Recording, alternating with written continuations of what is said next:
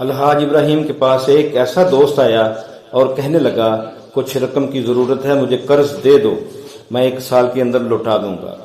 الحاج ابراہیم ایک ایسی شخصیت تھی جو لوگوں کو قرض دے دیا کرتے تھے اور کوئی گواہ نہیں رکھتے تھے سوائے اللہ کے۔ وہ کہتے تھے کہ میرا اور تمہارا گواہ اللہ ہے۔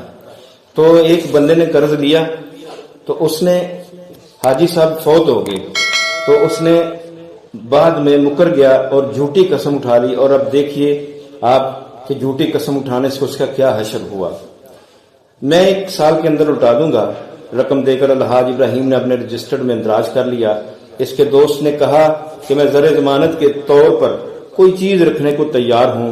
الحاج ابراہیم نے کہا کہ نہیں، تم میرے عزیز دوست ہو، اس کی کوئی ضرورت نہیں ہے، میرے تمہارے درمیان اللہ گواہ ہے، وہ نعم الوکیل اور نعم الشہید ہے، بہت اچھا گواہ ہے۔ ابھی سال نہیں گزرا تھا کہ الحاج ابراہیم کو اچانک ہارٹ اٹیک ہوا اور وہ وفات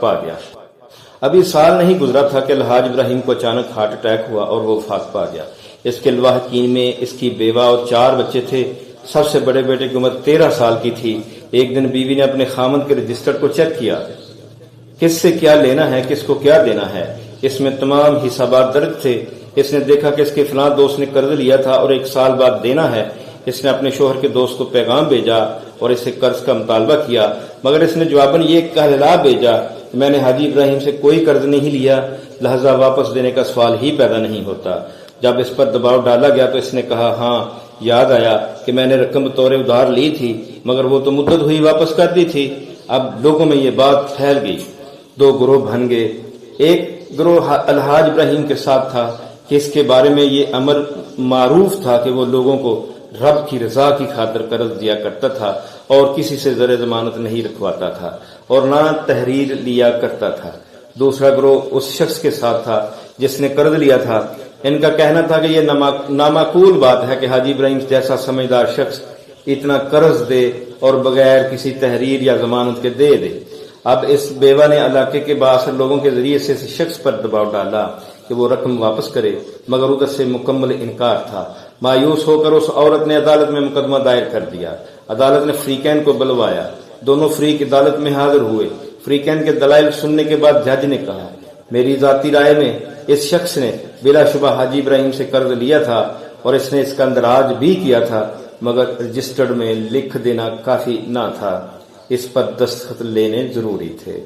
اب یہ کہتا ہے کہ اس نے قرض واپس کر دیا تھا، اور اس بات کی گواہی بھی ملی ہے کہ ایک شخص نے جو قرض لینے والے سے سنا کہ وہ کہہ رہا تھا اللہ حاجی ابراہیم کو جزائے خیر عطا فرمائے، اس نے میرے ساتھ بہت نیک سلوک کیا، مجھے فکر و فاقے سے بچا لیا، مجھے رقم کی ضرورت تھی، عین وقت پر رقم دے کر اس نے میری ضرورت پوری کی۔ جج نے کہا کہ ہمارے پاس اس بات کا کوئی ثبوت نہیں کہ رقم واپس ہوئی ہے یا نہیں۔ عدالت کے نزدیک دعویٰ کرنے والے کے لیے ضروری ہے کہ وہ دلیل پیش کرے، اور جو اس کو قبول نہ کرے اور انکار کرے اس کے لیے قسم ہے۔ اس لیے میرا فیصلہ ہے کہ مدعا علیہ قرآن کریم کی قسم کھائے اور کہے کہ وہ حاجی ابراہیم کا قرض دار نہیں ہے اور اس نے جو قرض لیا تھا واپس کر دیا تھا۔ مدعا علیہ نے قسم کھانی شروع کی، میں قسم کھاتا ہوں، پھر قسم کھاتا ہوں، اور اس نے بیان مکمل کر دیا کہ میں نے قرض واپس کر دیا تھا۔ اس نے قسم کھا لی کہ میں نے قرض حاجی ابراہیم صاحب کا واپس کر دیا تھا، حالانکہ اس نے نہیں کیا تھا۔ عدالت نے اسے بری کر دیا۔ مدعا علیہ بڑے فخر کے ساتھ خوشی خوشی عدالت سے باہر نکلا۔ وہ بالکل تندرست اور ہٹا کٹا نوجوان تھا۔ جیسے ہی اس نے عدالت سے باہر قدم رکھا، لوگوں نے ایک شور سنا۔ مدعا علیہ زمین پر گر پڑا تھا۔ جس نے جھوٹی قسم اٹھائی تھی اس کے جسم کا ایک سرا عدالت کے اندر اور دوسرا باہر تھا۔ لوگوں کے منہ سے خوف کے مارے دبی دبی سی چیخیں نکلی، وہ مر گیا، ہائے کیسے، وہ تو نہایت نوجوان تھا، مر گیا۔ اس قصے کا راوی بیان کرتا ہے میں الحاج ابراہیم کا پڑوسی تھا، میں بھی عدالت میں حاضر تھا۔